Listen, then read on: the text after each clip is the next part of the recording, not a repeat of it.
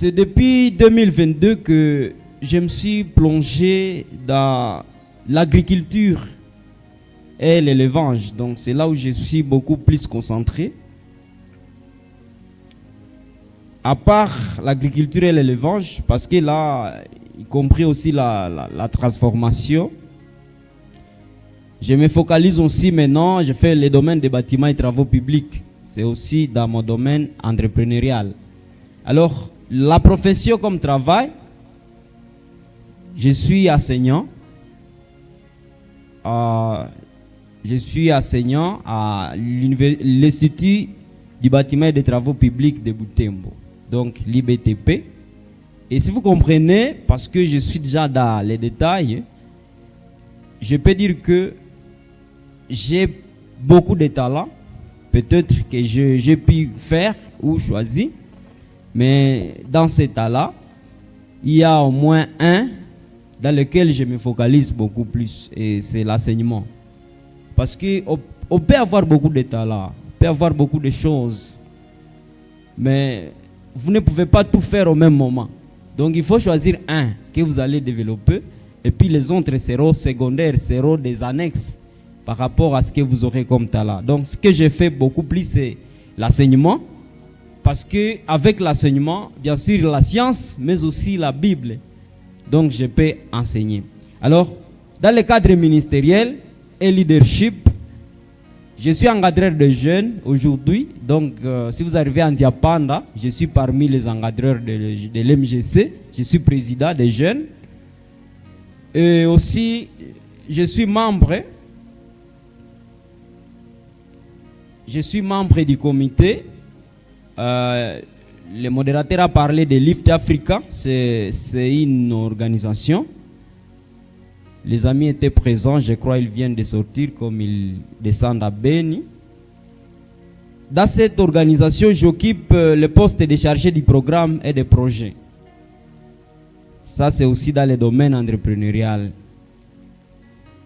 Et dans la mission plus grande de notre association, nous occupons beaucoup plus de l'entrepreneuriat des jeunes et aussi du leadership. Mais à part ça, j'occupe aussi un poste de secrétaire général et chargé de l'administration au sein d'une petite entreprise de construction qui s'appelle Build and Serve Engineering Company. Alors, à part ça, j'ai dit que je suis père d'un enfant, de fils. Donc, je suis marié. Et avec ma femme, nous faisons des petites tâches entrepreneuriales à la maison ensemble. C'est elle, ma femme. Elle peut rester debout peut-être pour ceux qui ne la connaissent pas. C'est elle que Dieu m'a donné. Asseyez-vous, s'il vous plaît. Alors, voilà moi. Donc, j'aime beaucoup que les gens m'appellent frère Sam. Donc là, partout où je passe, frère Sam. Ça me convient comme ça. Alors, à part là ou à partir de la thématique du jour, transformer son talent en entreprise et y progresser tout en restant fidèle à la foi ou tout en restant fidèle à Dieu. Je crois que l'objectif est que nous jeunes réunis ici, nous puissions reconnaître que nous avons des talents. Donc, il n'y a pas un jeune ici qui n'a pas de talent quelconque. Dieu nous a tous donné des talents. Et chacun a un talent ici. Seulement peut-être d'autres ignorent ce qu'ils ont comme talent. Mais chacun a un talent. Alors, nous allons comprendre comment transformer ces talents en opportunités utiles. C'est-à-dire, travailler avec excellence, mais sans compromettre à sa foi. C'est-à-dire, le français parle de l'apostasie. L'apostasie, c'est l'abandon progressif de la foi. C'est-à-dire, on peut évoluer dans un domaine, mais en évoluant, on se rend compte qu'on est en train peut-être petit à petit d'abandonner la foi. Et c'est beaucoup de choses que nous voyons avec beaucoup de jeunes qui disent haufika tena kukanisa jua nini? Président, unajua hizi si kukazi muvile. Et tu vois que quelqu'un est dynamique à l'église, mais parce qu'il a eu un boulot, il a eu un job, son entreprise est en train d'évoluer, il a tendance à abandonner petit à petit la foi. Alors, c'est là, disons, la thématique d'aujourd'hui va nous aider comment rester maintenant dynamique dans l'entreprise, en même temps, et rester dynamique dans la foi. C'est-à-dire, nous devons briser l'idée qui dit que la foi et affaires s'opposent. Certaines personnes disent que non, soit on est dans la foi, soit on est dans les affaires. Non, ce ne sont pas des choses qui s'opposent, mais ce sont des choses qui s'unissent. Et c'est pourquoi, tout en partant dans le détail, bon, je ne vais pas lire les textes, mais nous allons peut-être développer ça à la maison. Il y a Colossiens chapitre 3, le verset 22. Nous avons aussi Proverbe 16, le verset 3. Dans Colossiens 3, nous allons comprendre que la Bible parle de travailler comme pour le Seigneur. Quand nous travaillons, nous devons nous pencher ou sentir que nous travaillons comme pour le Seigneur. Proverbe 16, 3 nous dit: recommande ton travail à l'Éternel et tes projets réussiront. C'est-à-dire, vous allez comprendre que c'est Dieu qui donne les talents. Bien sûr, nous venons de dire que chacun a un talent, mais comprenons que c'est Dieu qui donne les talents. C'est-à-dire, personne n'est vide parmi nous. Chacun a reçu quelque chose d'utile et de spécial. Et vous allez même comprendre avec Matthieu chapitre 25, la parabole des talents. Jésus est venu et il a distribué les talents à chacun. Et nous allons voir que il y a une personne, et les talents n'étaient pas égaux. Il y a d'autres qui avaient, celui qui avait un talent, celui qui avait 2 talents, l'autre avait, je ne sais pas, 4, l'autre avait combien. C'est-à-dire, tous n'avaient pas, en fait, le même nombre de talents. Alors, parmi ces gens, il y a ceux qui ont choisi de développer leur talent, c'est-à-dire de travailler leur talent, mais il y a aussi une personne qui s'est permis d'enterrer aussi son talent, c'est-à-dire qui n'a pas travaillé son talent. Alors, dans cela, nous comprenons que les talents enterrés ne produisent rien. Si tu enterres ton talent ne peut rien produire. C'est-à-dire, ton talent doit être travaillé, ou tu dois travailler ton talent pour que cela puisse porter des fruits. Ce qui montre que aussi Dieu ne bénit pas la paresse, mais il bénit le travail. Si tu restes paresseux, tu ne verras pas cette bénédiction. Donc si tu enterres ton talent, Dieu ne va aussi pas se manifester dans ton talent. Donc je vais donner l'exemple. On peut avoir un jeune ici peut-être qui est un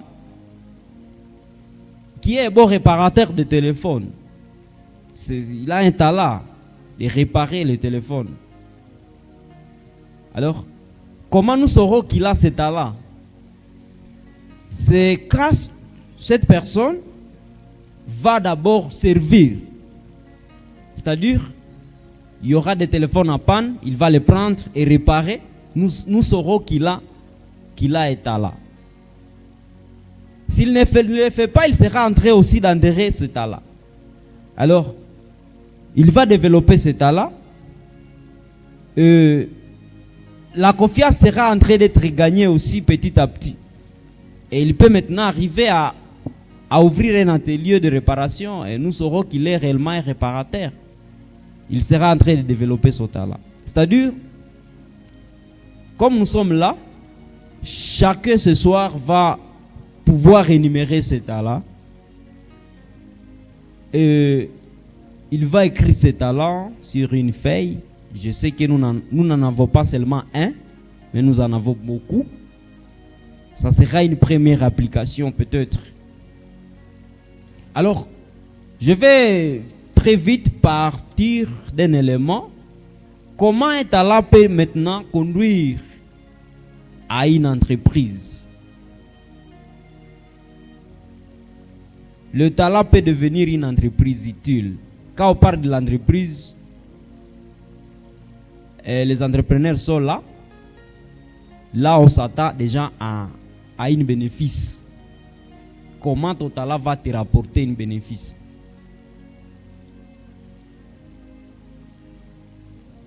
Ici, nous n'allons pas confondre ce que nous faisons comme étude, parce que moi je vous ai dit, des professions je suis ingénieur, mais je suis beaucoup plus dans l'agriculture et l'élevage.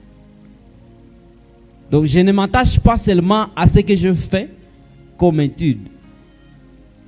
Et je vois le frère Moses qui est là. Il est étudiant à l'IBTP, mais il a une entreprise agro-pastorale qui est beaucoup vraiment, qui se développe. Et pourtant, il n'a même pas fait l'agronomie à l'école secondaire. Mais il a vu un talent à développer. C'est-à-dire, je vous ai dit, on peut avoir beaucoup de talents, mais il faut voir ce qui vous passionne beaucoup plus. Mais aussi, vous devez vous poser la question: de quoi est-ce que les autres te cherchent? De quoi est-ce que les autres ont besoin de toi souvent? Parce qu'il faut aussi voir. Parce que dans l'identification des talents, vous allez aussi voir ça, ces éléments. Les autres vous cherchent pourquoi souvent? Pour quel service? Pour rendre quel service?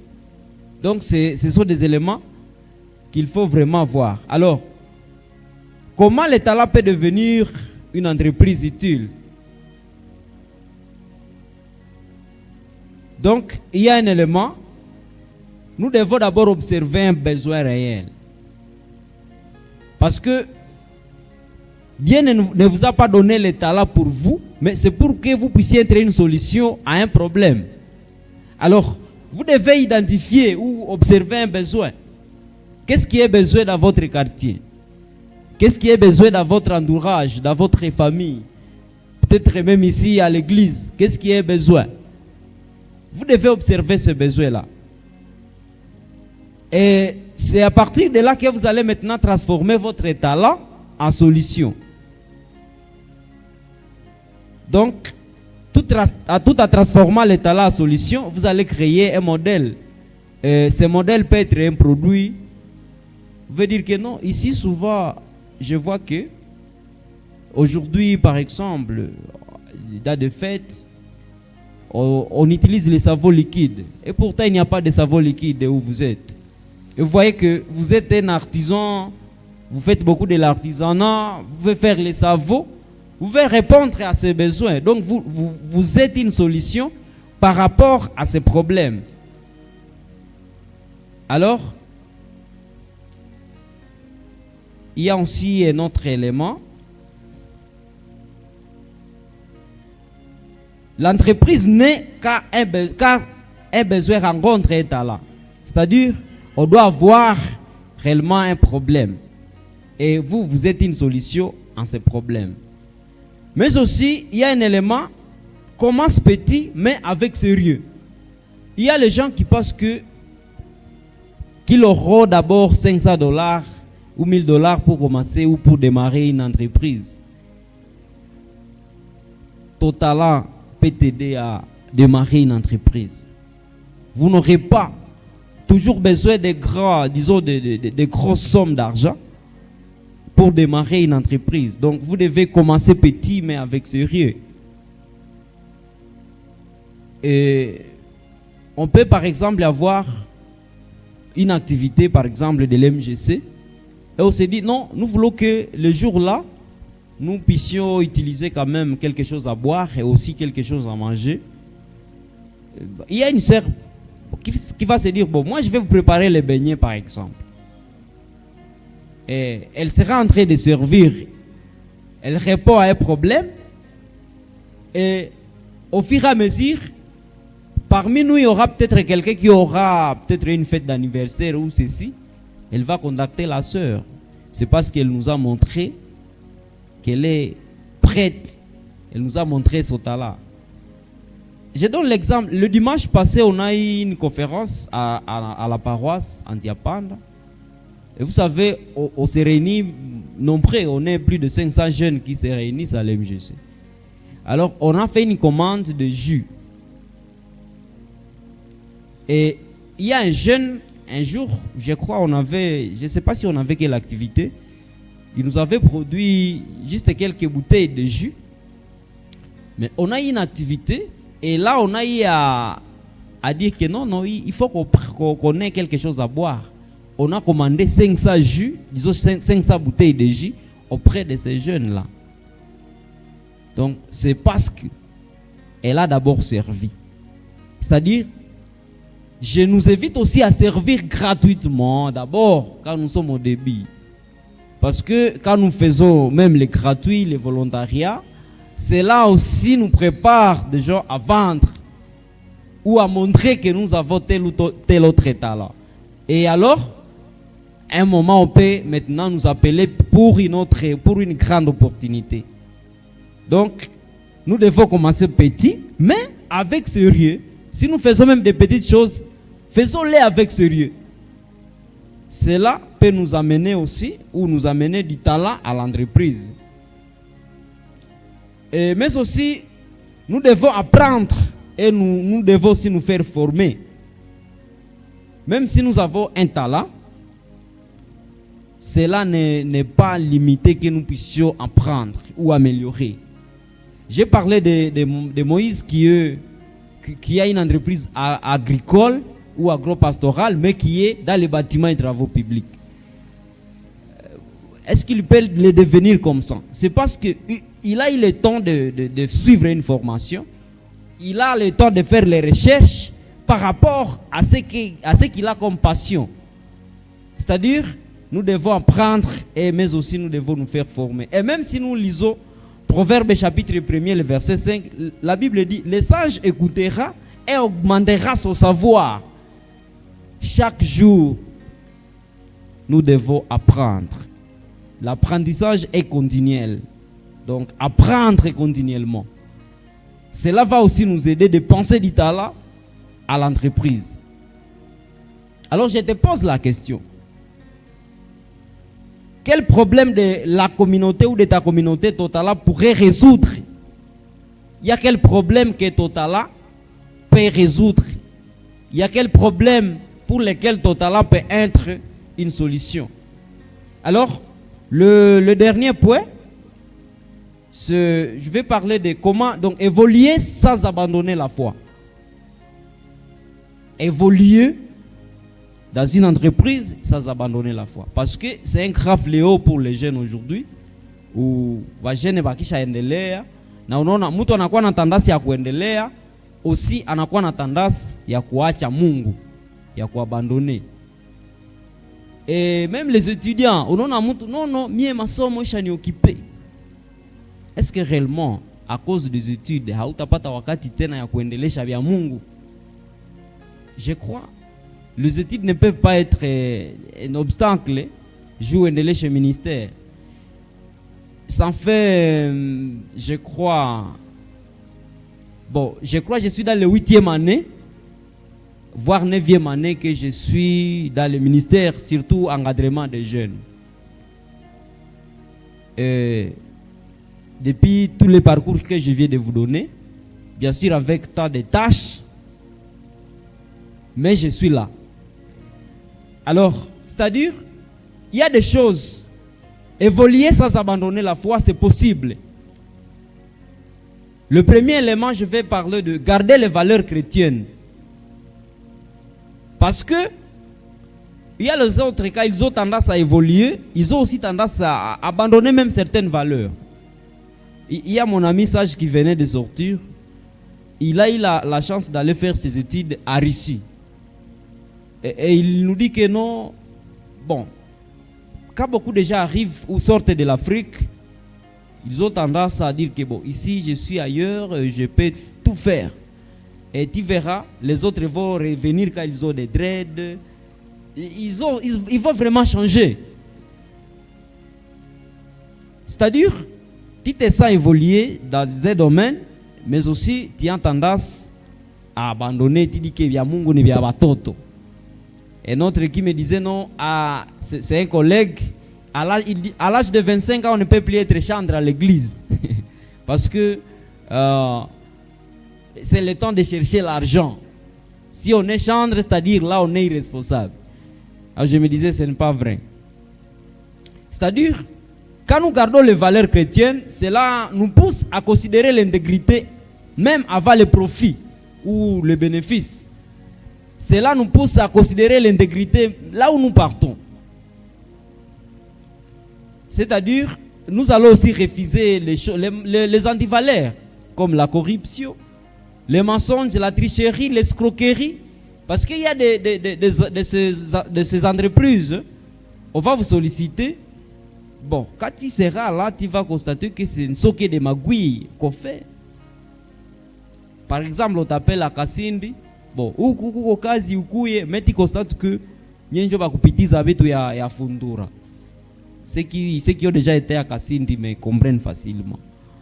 Nyenjo va kupitiza ile madawa, ile mabangi et autres choses vyenye havezi tolere vipite kudouane. Alors, nous devons vraiment considérer l'intégrité, nous devons vraiment garder les valeurs chrétiennes, même quand nous évoluons dans nos entreprises. Deuxièmement, il y a le texte de Proverbe 9 qui dit « Celui qui marche dans l'intégrité marche à sécurité ». Mais il y a aussi Proverbe, Psaume chapitre 37, verset 16 « Mieux vaut le peu du juste ». C'est-à-dire, nous devons vraiment nous conformer, nous garder l'intégrité, garder de bonnes valeurs, même quand notre entreprise est en train d'évoluer. Deuxièmement, nous devons bien gérer le temps. C'est là où je vais beaucoup plus m'atteler parce que quand on a beaucoup plus de talent surtout, il faut beaucoup apprendre sur la gestion du temps. Si on ne gère pas bien son temps, on risquera de tout perdre. Alors, j'ai parlé que je fais la profession, je suis chrétien, je suis aussi père de famille. Est-ce que je vais tout faire au même moment? Je risquerai de me concentrer au travail et au ministère, j'abandonne petit à petit la famille. Je n'aurai pas de temps avec la famille. Ça sera un problème, ça sera un déséquilibre. C'est-à-dire, si nous lisons Psaume chapitre 127, verset 2, Dieu nous appelle à l'équilibre. Et c'est le problème que nous avons. On attaque à faire beaucoup de choses à la fois et nous échouons. Et même parfois, à tout coup intègre. Et dans cette intégrité, utaona mtu hana position. Leo unamoni kunauzisha mihindi. Après une semaine utamoni kunauzisha tomate. Après ile utamona ashanja shinda muvile. Tena utamona kengine siku na kazi ya muvile nishiacha nishanya na rangura bemu. C'est-à-dire position haiko na intégrité haiko. Et même unaenda na wengine même pour les études, c'est ça. Bon, unanja en construction, 3e, 4e biochimie, 5e nutrition, 6e péda. Alors je me demande, diplôme yako utakuwa nasema huko mtu gani? Tu es diplômé en quoi? À tout. Alors, c'est-à-dire, nous devons vraiment avoir de l'équilibre. La Bible nous dit, il est fait de vous lever très tôt et de vous coucher tard et de vous donner tant de peine pour gagner votre pain. Car Dieu adonne autant à ceux qui lui sont chers pendant qu'ils dorment.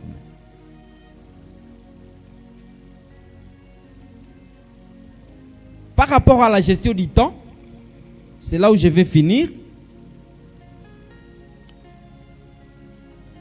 Dieu ne nous demande pas seulement de réussir, il nous demande de bien gérer aussi notre vie. Donc, un jeune peut travailler dur sans négliger sa relation avec Dieu, mais aussi sans négliger sa relation avec ses proches. Donc, Le vrai succès n'est pas seulement ce que tu construis, mais qui tu deviens pendant que tu les construis. Alors pourquoi l'équilibre est indispensable? Pourquoi l'équilibre, c'est quelque chose que nous devons prendre? C'est parce que trop de travail fatigue. Ou te disais, mina je consacre seulement au travail. Tu seras fatigué.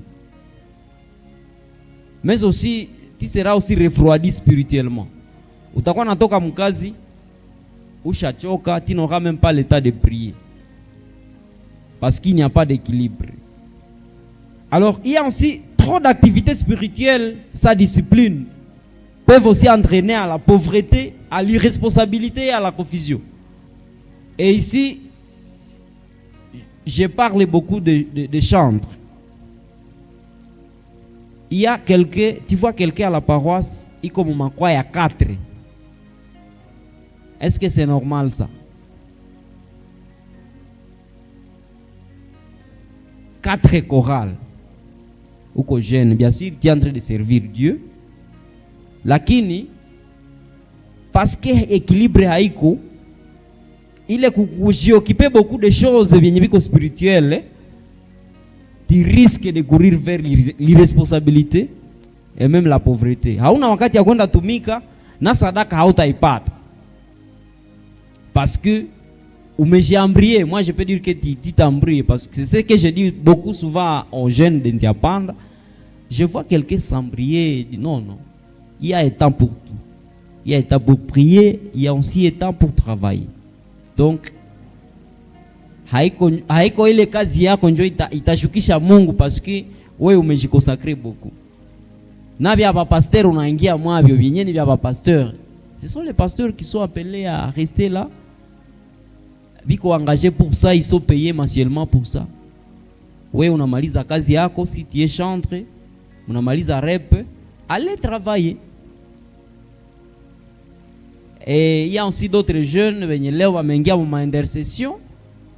Ils passent toute la journée à la paroisse. Tu dis, finalement, ces jeunes, est-ce qu'ils pensent à son avenir? Alors, mtu ande à 30 ans, il n'a rien fait. Na kupale pression ase hapa il faut uoe. Anangalia hana chenye shafai. Ce qui devient aussi une difficulté, ce qui devient une confusion. Alors, il y a aussi autre chose. Pourquoi l'équilibre? Quand il y a négligence de la famille, le manque d'équilibre peut nous amener aussi à négliger la famille. Hauna wakati ya kukua kupale. Bon, surtout peut-être les jeunes, on peut comprendre un peu. Le mariage a difficulté parce que il faut être avec la famille. Mais je dirais aussi les jeunes, c'est aussi important d'avoir un temps avec la famille. Parce que moi je me souviens, j'ai considéré beaucoup ma mère comme quelque chose qui prophétise pour moi. Bien nasema, ou bien ni interpeller kukitu, ni ka négliger na ndapata conséquence. Ou bien anasema est-ce que bien ananipatia idée, nikafata idée nyata nipa, ita réussir. C'est-à-dire c'est parce qu'au moins j'ai le temps. Ya kukua nae. Mais toi tu quittes le matin à 6h, tu arrives à 22h, 23h, na ba toto abakujue, c'est un peu compliqué. Donc il faut aussi un peu du temps avec la famille. Mais il faut aussi les repos. Donc si tu travailles dur, il faut aussi un moment de repos, c'est aussi important. Parce que, bon, là nous allons lire Psaume 127, le verset 2. Dieu n'est pas contre le travail dur, il est contre le travail désordonné. Mungu haiko contre kazi, unasema leo mina bosse dur, ou bien cette année je bosse dur, mais il est contre le travail qui est désordonné. Alors, tout en concluant, je vais parler un peu de la gestion. C'est-à-dire, étant jeune, par rapport à la gestion du temps, nous devons avoir un temps d'ancrage spirituel, c'est-à-dire le temps avec Dieu. Même pendant une journée, vous avez ne fût-ce que 10 minutes ou 20 minutes.